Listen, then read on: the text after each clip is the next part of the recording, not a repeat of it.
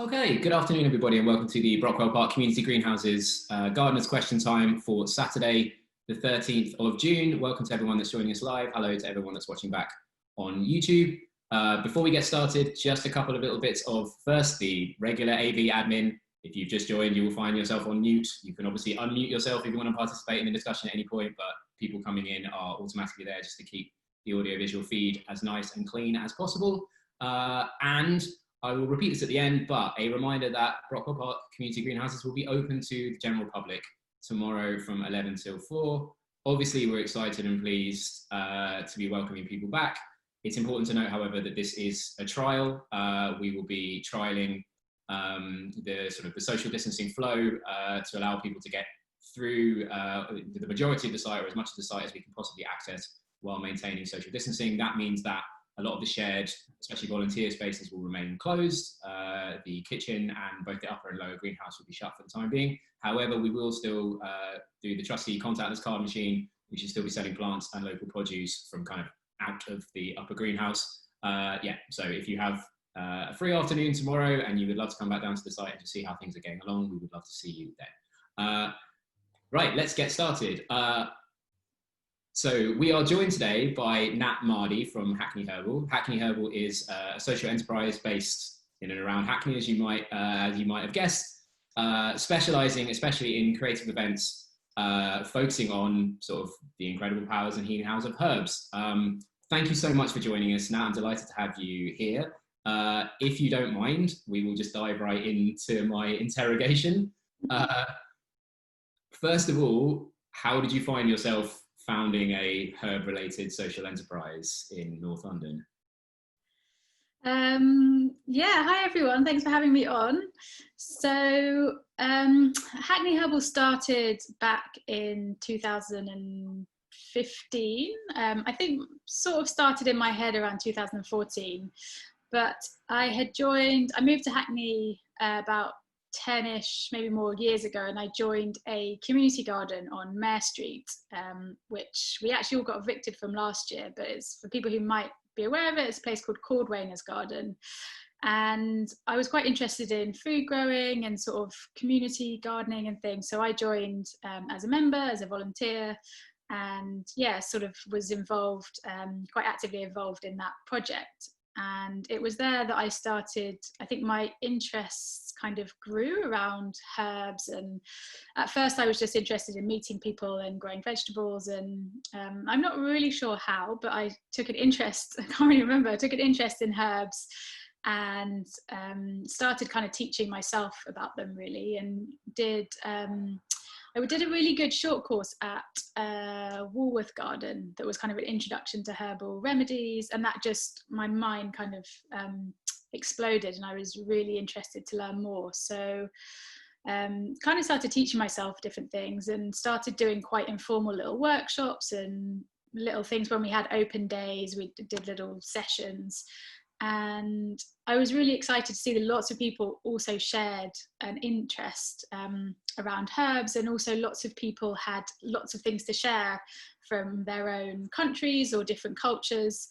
And there was loads of excitement around herbs and how you could use them maybe beyond having like a mint tea or having rosemary with your potatoes. So I kind of I kind of saw that lots of people were interested, and herbs were growing in lots of community spaces or public spaces or in the wild, in the streets and things. And my sort of initial idea was to try and find a way to share a lot of this knowledge amongst different people and do it in a way that that could be done sort of without funding, and trying to find a way that it could be a bit more enterprising. Because at the garden we'd had, like many gardens, and I'm sure you guys are familiar, we'd had little pots of funding to do little projects, and they'd go really well, and then the funding would run out and we couldn't apply for the same thing. So I was quite keen to find a more long-term solution to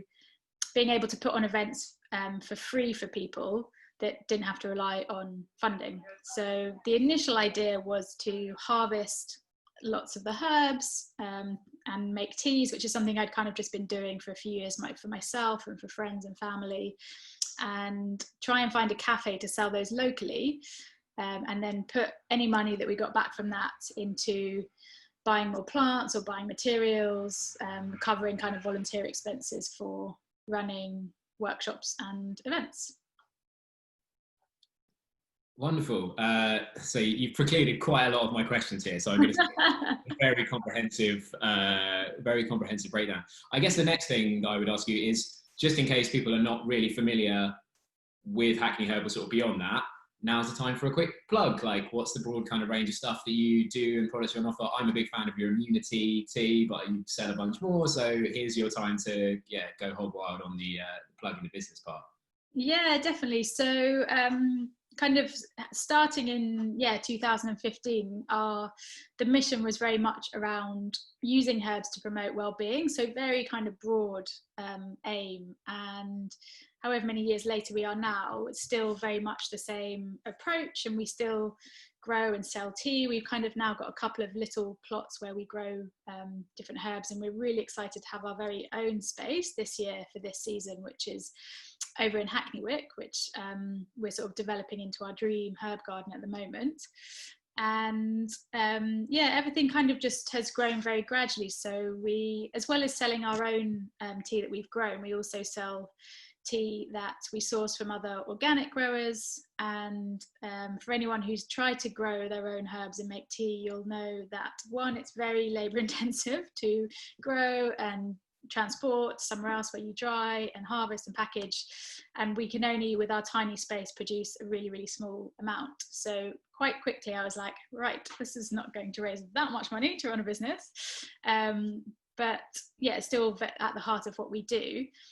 And kind of the bigger chunk of what we do now is running workshops, courses and community projects. So you can come and learn about everything from growing to making remedies, to using herbs for first aid or for skincare.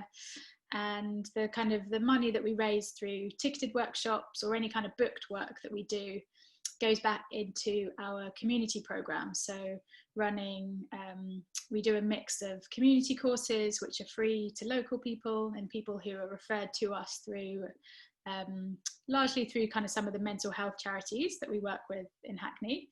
But we also do we have not so much at the moment, but normally we would have monthly volunteering sessions and kind of a program of free or donation based events, so that there's hopefully something for lots of different people to access through the year. A lot of that, most of that is now happening online. So we've adapted some of our courses to online sessions, and it's been really nice to be able to carry on doing that. And I know I would struggle without having multiple opportunities during my week to which I can talk to people about herbs and share things. So yeah, a lot of things are happening online, and a lot of people have been buying the tea, I think because people generally just have more time.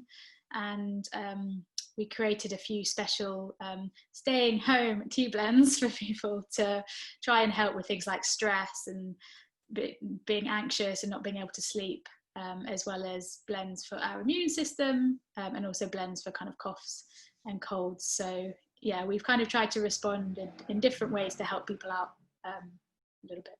And a lot, so the online stuff is presumably accessible just through the Hackney Herbal website. If people watching are interested, they can sign up for workshops or whatever. Presumably you're doing stuff like via Zoom, right? So very similar to this format. Yeah, exactly. So we're doing, we've got a mix. So we've got quite a lot of different ticketed workshops on Zoom. We're also, next week, we're going to be doing kind of like a bit of a herb gardener's question time for the summer solstice, which is when we would have been having one of our community parties at the garden.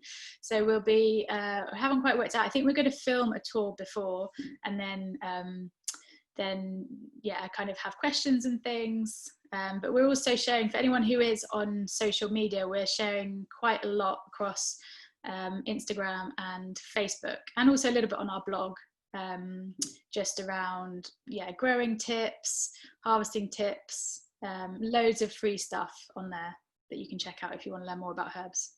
Excellent. All right, well, I would encourage everyone that's watching to go and check that stuff out, but I'm going to ask you now for some tips right now, live this second. I've got a ton of questions about herbs. Just stop me anytime you get bored, but hopefully. So if you are sitting at home and you've got a lot more free time, and this is something that you're interested in, perhaps, or you've always thought about maybe growing herbs in your home if you're lucky enough to have garden space, I guess the question I wanted to ask is, first of all, what's the one thing not to do, or like what's the biggest mistake that you made when you're starting that kind of translates to like, this is how you do it, this is what you try and avoid? Do you have any like real salient advice for someone that's kind of I'm gonna grow something, I have no idea what it is yet? What's your training wheels herb, I guess, to start with, or your selection of training wheels herbs? And is there anything that goes into constructing a herb growing space, or a herb garden of any size, that would be different from just, you know, planting out other forms of plants that you weren't going to grow as consumables? Yeah, things to avoid. I've probably got a few tips. So one thing that I've seen from some people who have obviously started growing this year, having more time and maybe haven't done it before, which is great that so many people are. I'm really excited to see that. But I've definitely seen some good examples of emptying an entire seed pack into one 10 centimeter pot. So that's an easy mistake. We've all done that. We've all been there and gone, that tiny little seed, that's not going to grow. I need more than one or two in a little pot. And some things we do have to sow them a few more seeds if we know the germination is a bit more dodgy. But I always tell people you'll save yourself a lot of time and effort to sow less seed and just sow more pots of it. Obviously you need a bit more space, so I appreciate that, than putting lots of seed into one pot, because it's just a nightmare to separate things out. And I did it. I tell people this, and I still made the mistake of sowing a pot of poppies this year. And I think because in the past poppies are one that, especially because they're a wild thing, they prefer to just self-seed. So in the past I've sown them and had hardly any germinate. So this year I was like, I'm just going to empty this pack into my pot, and all of them have germinated. So I haven't quite got around to sorting them out. I might leave it as a bit of an experiment. So be careful with your seeds. Is one thing to just really think about, because also you end up wasting a lot of seed, and you don't need to sow that many into one pot. So that's one thing, is really try and be diligent with your seed distribution and the amount. Another thing is just looking up. I mean, I sort of partly want to say it, but also don't want to say it, because I think the best way to learn is to make mistakes. But it's quite good, and to experiment a lot. But I would say it's always good to look up the plant that you're growing to see what conditions it likes. And the hardest thing and the most frustrating thing to do, I think, sometimes in gardening, is try and grow a plant in the conditions that it doesn't enjoy.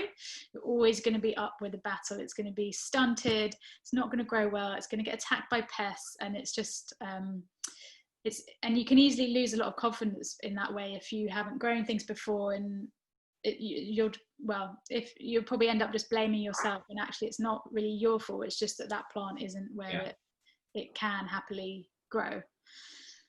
So that's a good thing to look up. And sadly, there are lots of the kind of culinary herbs and lots of the annual plants. So the ones that you just grow for one season are quite good to grow inside. But there are lots of things that just won't grow that well inside. And it's good to understand that house plants are very different to other kind of herbs that we would plant in the garden, and need very different conditions. Cool. Do you have any suggestions in that case for particular species? Like, for example, let's say you have no outdoor space whatsoever, right? You're in your kind of average London third floor. You might have a bit of a balcony if you're lucky, but probably not. Is there something really robust that's kind of, multiple condition tolerant that you could start with and feel good about yourself when it's a luxurious bloom as opposed to a scraggly weed in the corner? Yeah, definitely. So the ones that I would definitely recommend for indoors are things like basil and coriander, really good inside. And they also quite like they do quite well from a little bit of extra protection from the elements and need quite a lot of heat to get going. So indoors is actually quite a good place to have those. Also marigolds, actually I've got some bits here left over from my previous session. So you can go pot marigold or calendula inside in a pot, and they'll flower. Ideally you like put them if you've got a windowsill or any window which has got the most sun, that's where you want to put your herbs. Other things like mint, chives, thyme is usually okay from when it's inside, particularly if you grow it from seed or you get like a small plant and just kind of have it inside. Sometimes things, if they kind of start their life indoors and don't know what they're missing outside, they can do better than if you were to take a plant that was already living outside and then bring it into a very different condition. Also things like parsley. This is a scented geranium, and I've got loads of these because they're really easy to take cuttings of. So I have a stash which I just have for like whenever I need a present for someone, they get one of these, and it's really easy to grow inside. It will also tolerate if you haven't got if you only get a little bit of sunlight through your window. And the scented ones are really nice, and you can put them, I quite like just putting the leaves in cold water, making a nice cold drink from them. They also just smell really nice. So scented geranium is really good indoor plant. And this one's been inside, and if you can see, it's got little flowers on as well. Very cute. Yeah, really robust. Well, perfect in that case. That's exactly what we're looking for. Yeah. I guess that leads very neatly on to, have you got a favourite? Have you got a favourite thing, specifically herb to grow?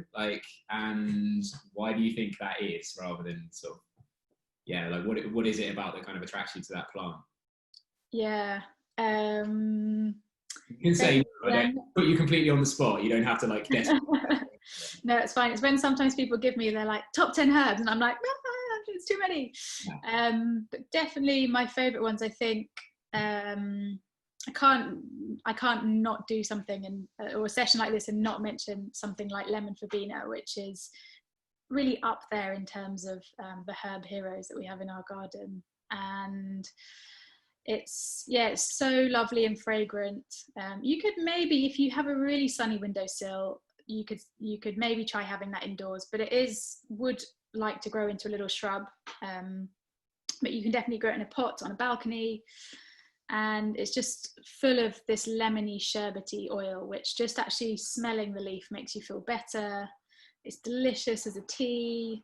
And yeah, it likes a sunny spot, but it's relatively straightforward to grow. So that's kind of one of my my go-to plants. It does die back in the winter, depending on how cold our winters are. It kind of is often reduced to just a twig, so a lot of people think it's dead, but unless we get a really hard frost, it's just hanging out until the following spring. And you can, if anyone's growing lemon verbena, my tip is to cut it back hard in early spring, so around March time. Cut into the wood, and then sort of around April, depending on where you are either in London or outside, it will start to bud up again. So yeah, pruning it quite hard really helps it. Every year I'm like, oh God, I've done it too much. It's not going to come back. But I've only ever lost one, which was in a pot that died a couple of years ago when we had all that snow and frost in March. And it was in a pot, so I should have brought it inside, but I just didn't think to. So that's up there. And then another one, slightly more unusual one, is something called marshmallow, which is not the same as the sweets, but is in some way linked because... I feel like I've heard of it. I don't think it's out there, but yeah, probably not the thing that I was immediately reaching for. Not quite the sweets, but it was. So marshmallow it grows as a very tall plant. Again, you can grow it in a pot. It's quite a nice, you can also grow it as a nice ornamental plant, particularly if you like herbaceous perennials. So it's one that dies back completely over the winter. And its whole kind of characteristic and properties as a plant is that it's soothing and softening. And so you can use the tea for like if you've got a chesty cough, or kind of any kind of irritation. It's also really good if you've got, it's really good for soothing the digestive system. And you can also use it sort of you can make an infused oil out of it for skincare. And yeah, I just really love growing it. The leaves are really soft and fluffy, so it's almost like bunny ears. So it's just a nice one just to kind of play with in the garden a little bit, and has these lovely little pinkish white flowers, which again, you can use in teas, but the link to marshmallow. So in the past, places sort of out in sort of in the East and around kind of Middle East, they would use the root of the plant to make a kind of sticky gelatinous sweet from it. And in places like Egypt, which I think, so my father is from Egypt, which is why I think I might also have a connection with it. They would harvest the root and then use that to make this like sticky sweet. And the reason why marshmallow is so soothing is it's full of this stuff called mucilage, which a lot of plants contain, all plants contain, but marshmallow has a lot of it. And that is the bit that's like really sticky and gelatinous and really good for any kind of inflammation. So they made this kind of sweet out of it, and then the French took that and created marshmallows, and then over time the plant, like many things, the plant slowly got designed out, but that is, I think, the reason why marshmallow sweets are either white or pink, because the marshmallow flowers are whitish pink. Excellent. Right, put that in your next Zoom pub quiz, everyone watching at home.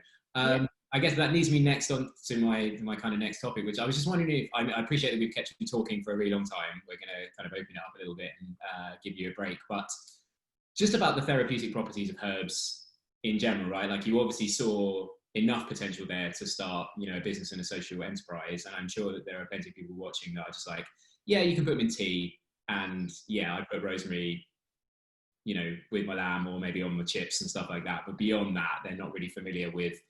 Could you just give us just a really, really quick sort of, just a real run through of just the therapeutic potential, I guess, of herbs, and what that means to you and your enterprise? Yeah, definitely. So I suppose for us, it's a combination of different things. So I think now, and I'm sure if most of the people watching are gardeners or kind of related to gardening in some way, I don't need to tell you how therapeutic gardening is as a hobby or activity or something you do on your own or with a group.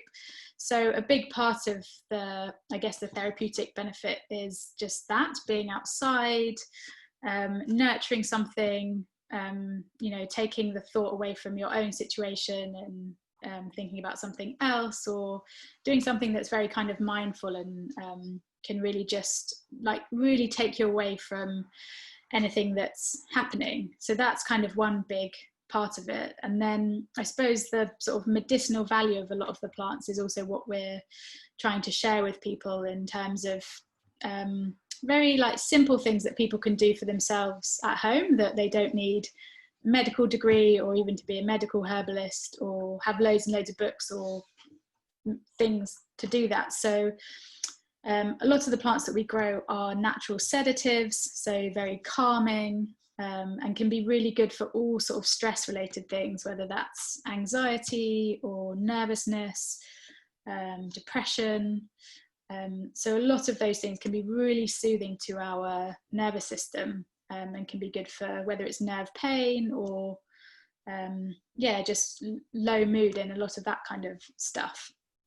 And then I suppose that a lot of things that are also good for sleep, also things like, I haven't got it here, something else that we grow which is called skullcap, which is, you can grow the wild herb or you can get the cultivated one, and that's really good for kind of overactive minds. So if you're someone who has a lot of thoughts or has trouble sleeping because you've got all these thoughts going around in your mind, or you're stressed about something, then things like that can really help.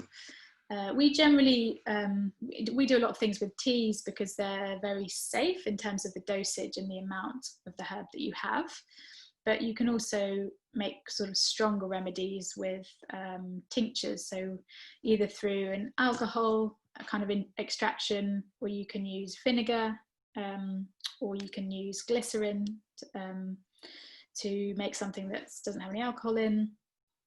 And those things kind of combined can make really nice remedies that are kind of really supportive to your body in a way that you then don't have loads and loads of extra side effects. And the really nice thing about herbs is that there's so many different herbs that do the same thing, and so many different herbs that have lots and lots of different properties. So you could have maybe a very similar issue in your health as one person and end up using a totally different range of herbs, because there's so many different things to choose from. And usually you'll find that you're drawn to certain plants and the kind of I suppose more kind of that way of thing, that you're generally drawn to things that you maybe need, or things that resonate with you. So I'm really drawn to yarrow, which is something that we have got in the garden, but you can find that it's a really easy one to find growing wild in kind of grassy areas.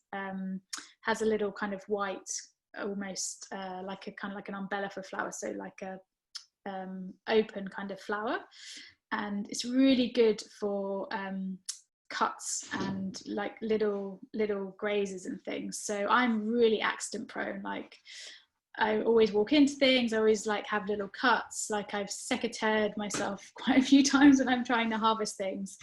And yarrow is something called a styptic, so it helps to stop bleeding. So you can just take a bit of either fresh yarrow, mash it up and put it directly on a little cut, and it will just help that wound start healing and stop it from bleeding. So I would kind of, even before I knew what yarrow was, I was always kind of enjoyed it as a plant. And then I found out what it did, and I was like, that's why, because it's one that I need, and I need to know how to use it, because it's very beneficial to me as a bit of an accident prone person. So I think it's a lot of these things that sort of the medicinal side of things. There's a lot of anecdotal evidence of, people all over the world using these different plants, and that knowledge being passed down. And so many cultures around the world now that either don't have access to our sort of Western medicine, or also don't have any need for it, because they have, the herbs in their locality that they know how to use. But equally, there's also a lot of interesting clinical studies being done, that have been done, but also being done now. So something like rosemary, which is another one of my favorites, is something that when you read about rosemary through history, and again, all over the world, you come back to this theme of the mind and memory and focus and concentration, and so much folklore kind of tied up in that. And kind of now the science, the sort of research that's being done on it is looking at how the essential oil can be used for things like Alzheimer's and dementia. So properties that people have known and used this plant for forever are now having sort of renewed interest in some of their, in a more sort of clinical sense, which is really exciting, really. I mean, presumably as well, like a lot of the kind of the pharmaceutical products that we're quite accustomed to and have been using for, at this point, probably getting on for, scores or potentially even centuries of years, a lot of them have, horticultural, the active ingredient in that is either related to a particular herbal product or actually extracted from it in the first place, right? So there is quite a lot of even unknowing crossover with the natural world and the sort of the white pills that you pop out of a, blister packet. Yeah, definitely. I think I always get my numbers muddled up, but I think something like 60% of all like westernized kind of pharmaceutical medicine has been derived from a plant. So it was originally an active ingredient or constituent in a plant, which they found the kind of the action of it, and they don't still use that, but they synthesize in a lab that, exactly as you were saying, that kind of active thing. And so it's, a lot of things like like opium and poppies, or aspirin that came from willow originally. So much of our medicine is still is still massively founded on plants.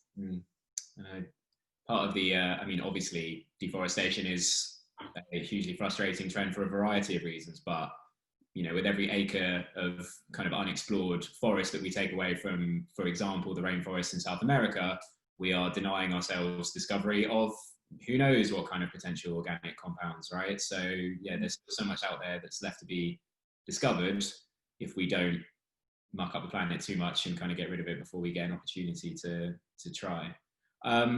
One last question before we kind of open it up to the group. What is your herb like Bible? If there are, do you have any kind of starting resources or things that you go back to time and time again? You know, if someone is listening to this and thinking like, this is something I want to start, you know, getting my head around, what materials would you suggest for them to, you know, to get a good, off to a flying start? Yeah, so I can actually probably, let me grab one because it's right here. Yeah, please do.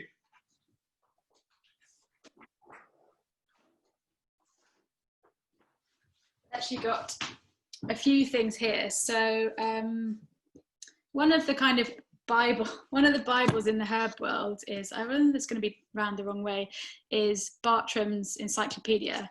And this, as an encyclopedia, really does what it says on the cover, which is, it's just a really good reference book. So you can look up, see what I randomly open it on. You can kind of look up eucalyptus, but you can also look up infertility, or you can look up influenza, or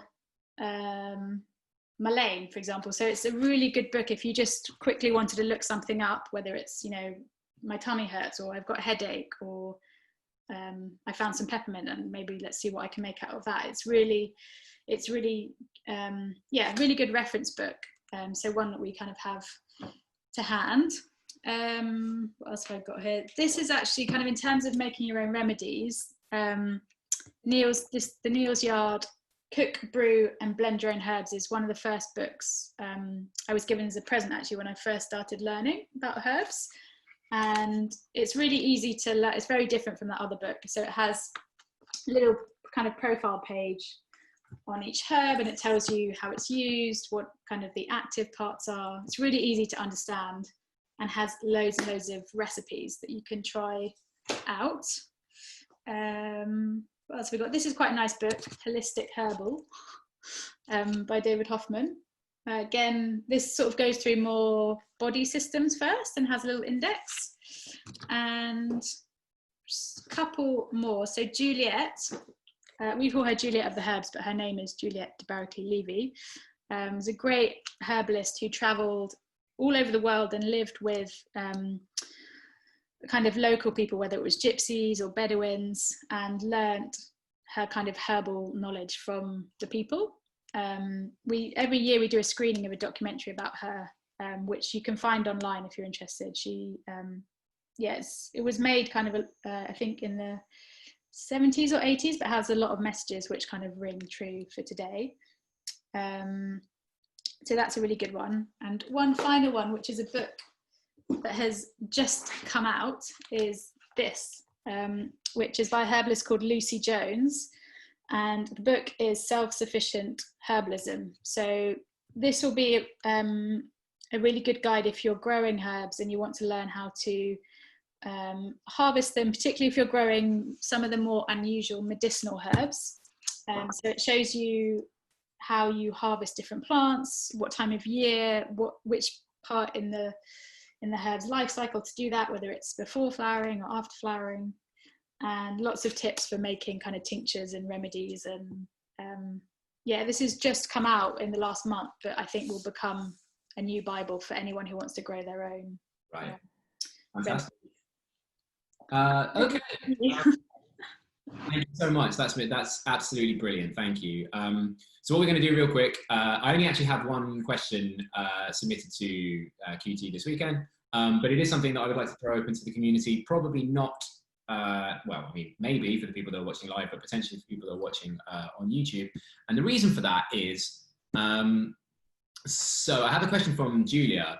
who is growing. I never know how to say this. It's one of those words that I've seen written down 1,000 times and never read it. Like tomatillo. So yeah, it's the kind of South American Mexican hot tomato. So kind of a South American tomato hybrid in the nightshade family. If you like your salsa verde, then it's a primary ingredient in that.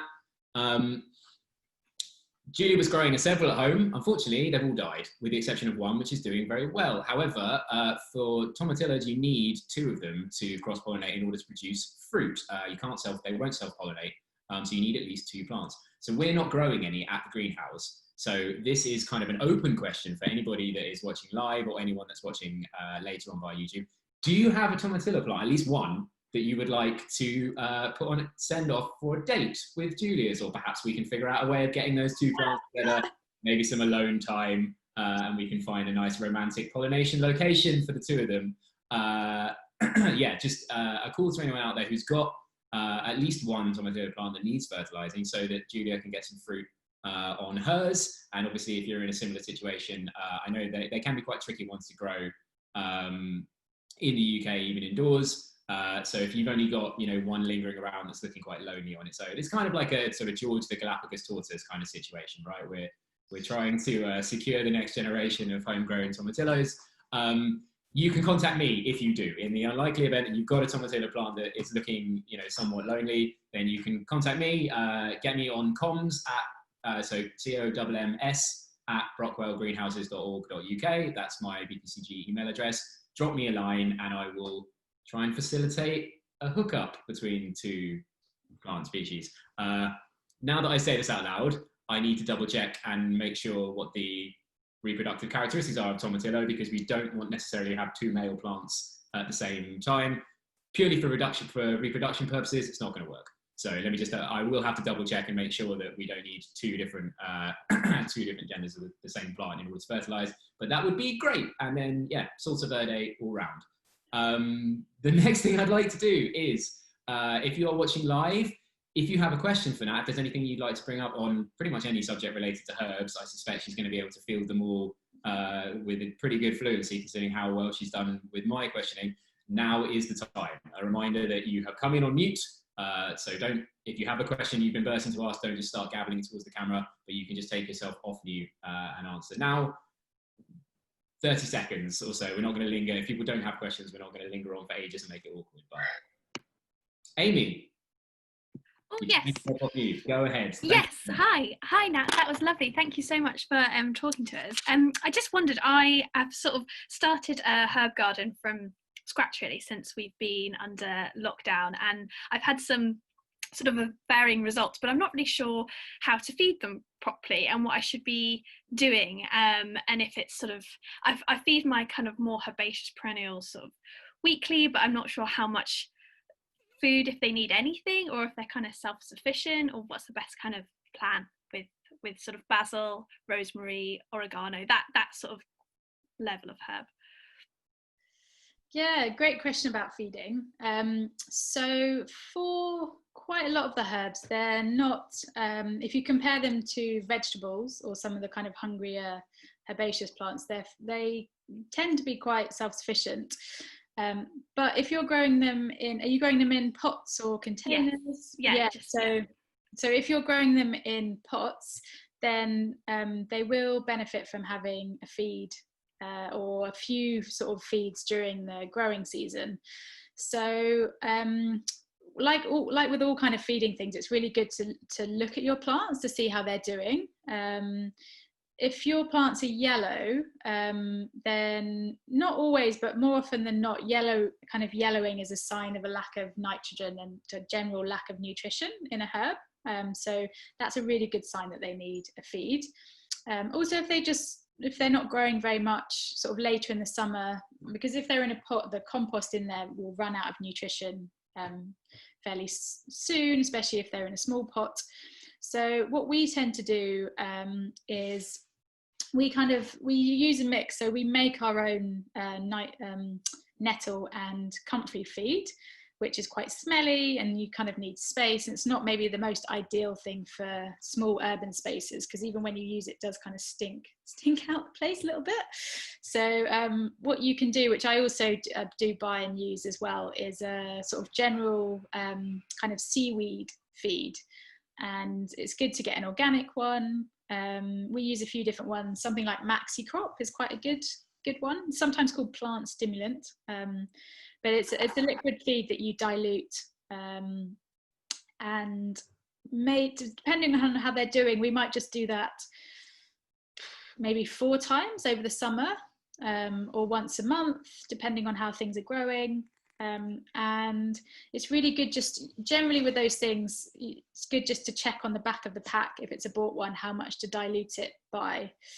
And I always say to people, it's probably better to underfeed a plant than to, when you're using a liquid feed, to underfeed it than overfeed it. So it's not sort of, some people will get kind of a bit carried away and want to give their plants loads and loads of feed. And one of my friends who's growing tomatoes for the first time has been feeding them every single day with that. And I was like, it's way too much.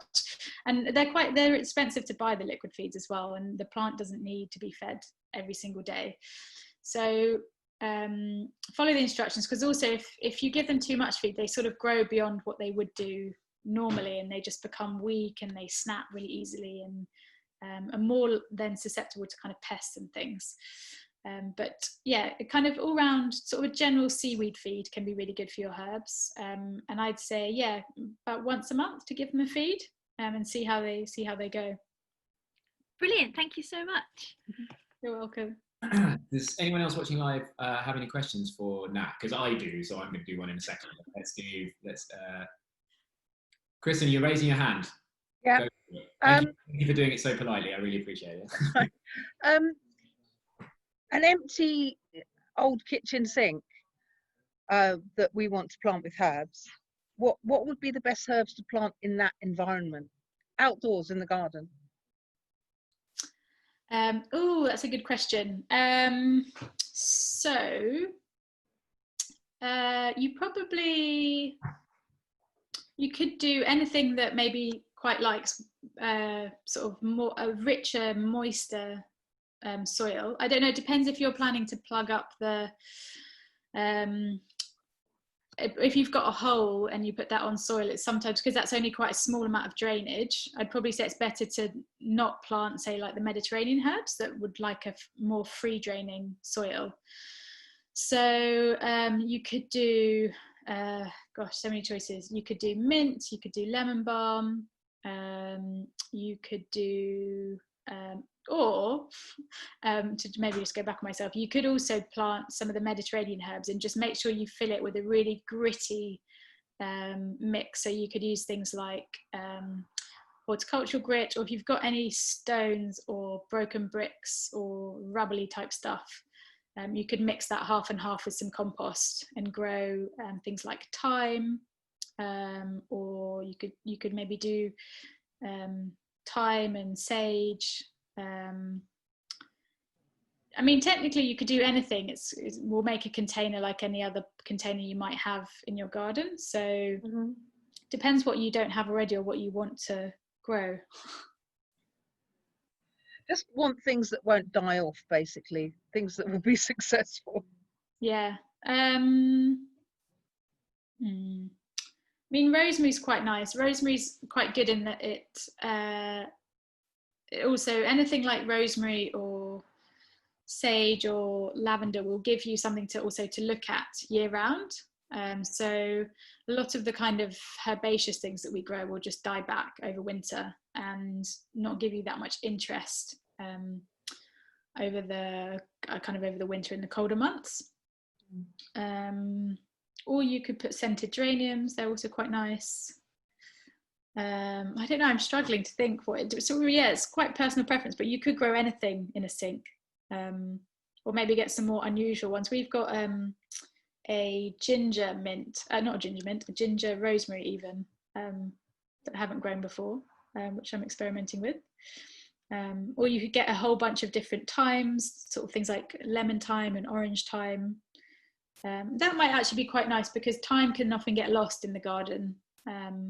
and really benefits from like a really gritty, dry compost mix. Okay, thank you. Right, so I actually have a question, and it is about harvesting. So I mean, one of the great things about growing sort of ornamental herbs, I guess, growing something like lavender, for example, is that you can deadhead and have a useful product at the same time. But like, so I've grown basil indoors with, I would say, moderate success several times. It's great if you want a leaf on your pizza or your spag bol or whatever. And then you make pesto and you look at it and say, I'm sorry, old friend, but it's time for us to part ways, and you feel like you're going to eat the entire plant dry. So is there like a kind of golden ratio in terms of harvesting in order to leave you with a healthy plant with sort of vigorous plant stock left? Like, what is the maximum amount you can kind of take away? I mean, presumably you just have to kind of eyeball it and it's on a plant by plant basis. But are there any suggestions or rules that you can give for people that are harvesting herbs so that they don't accidentally take away 90% of the plant and leave it in kind of dire straits going forward? Yes, definitely. So as a general rule of thumb, you don't want to harvest more than a third of the plant when you're harvesting, so that you'll leave enough for, yeah, just as you said, for the plant to be able to regrow. Some of the exceptions, so something like mint, you can get away with hacking that right back to the base of the plant, and it will take a bit longer to regrow, but it will regrow from its root supply, compared to you know, if you cut into the wood at the base of your rosemary or your lavender, that's like game over, not coming back. So anything shrubby like sage is an exception. Sage sometimes can grow back from the wood, but generally things like rosemary and lavender, any other woody things, if you cut into wood, then it's not going to regrow. So if you're cutting a bit of rosemary, you want to just make sure you cut the fresh, bendy, supple bit at the top. For things like basil, actually I have a basil plant here, which is helpful. So, and this is actually a really good tip for the majority of herbs, because a lot of them are in the mint family, and everything in the mint family we harvest in the same way.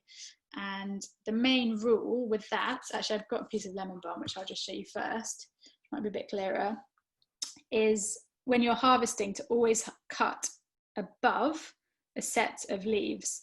So this lemon balm is sort of actually about to start flowering, so it's sort of on its way out. But what hopefully you can see is as this grows, you get two first sets of leaves here, and in the gap with the stem you get a second set, which if you leave them to grow, they'll grow into much bigger stems. So what you can do is, if I was going to harvest this and just cut just here above that set of leaves, then these two bits here can now carry on growing, and that's going to give the plant the best chance to kind of to bush out, and also to go from one stem to now two. And I do exactly the same with rosemary, sage, basil. So this is a little basil plant that I've got, and you can probably see that I cut this a while ago, and the first cut was here. You can see that bit of woody stem there, and when I did that, there were just two tiny little bits here, and now they've grown into these two new stems. And what I can do again now on this one is actually cut it again here. So if you think of the kind of multiplied effect of, otherwise it would have just had one, the lowest thing, the lower, these little bits would have grown anyway, but not as much. So I've gone from one stem to having two, and then each of these two can now then go to another two, and kind of multiply on like that. So particularly for something like basil, which realistically, unless you have a big space, you can never grow enough of when you realize how much you need for pesto. Exactly my lament, yeah. Yeah, but you can definitely extend it by harvesting it. So if I just left this, it would have just grown up, and it would have got to a certain height, and if it had been sunny and warm, it would have then started flowering. And for any of the annual herbs that only grow for one season, when they flower, it's like game over.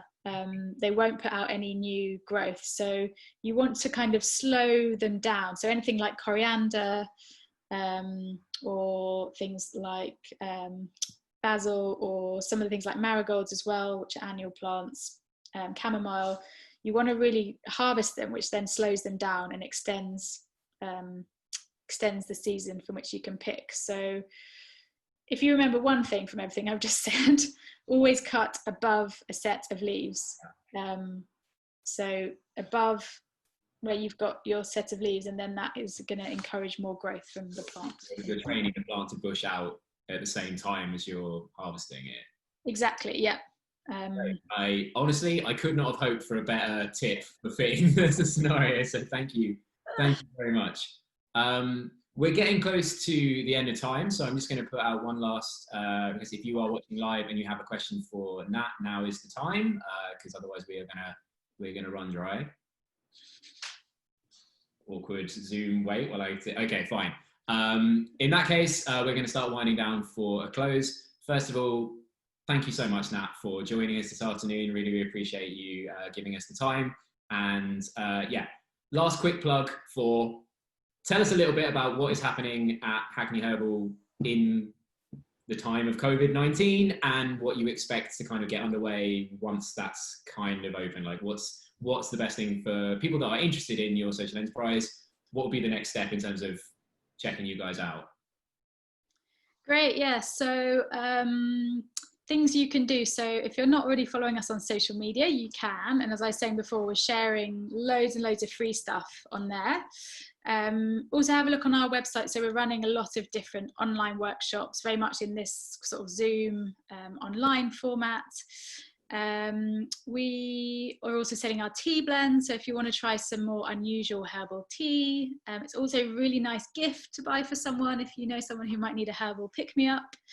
And what we kind of hope to do as we kind of come out of COVID, whenever that will be, is run a lot more of our sessions in our gardens. We usually have a lot of open days, so I don't honestly know when those will be happening again, but either check us out online or you can sign up to our newsletter, which definitely you won't get more than once a month because I just don't have time to write it at that minimum anyway, realistically, but it's a good way to keep in touch. And yeah, the other really nice thing for us is actually doing things online mean that we can reach so many more people. So I've had quite a few people come to workshops who are either really far away or in the north or in places like Ireland, as well as anywhere in the world. And it's been quite nice for us to also think about a lot of people who want to engage with what we do but are really far away, or even people who live very near to us who you know, have various issues which might make it difficult to leave the house,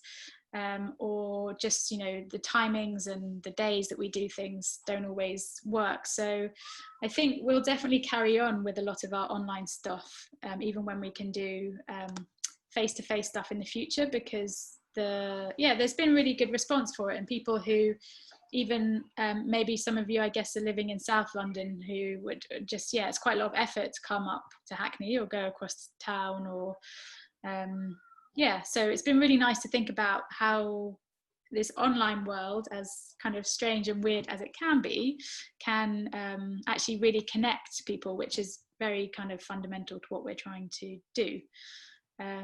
So yeah, that's my plug. We are going to be doing this online virtual tour solstice thing next Saturday at 4:00, which will be me and Camilla, who's our kind of main grower, gardener at our sites.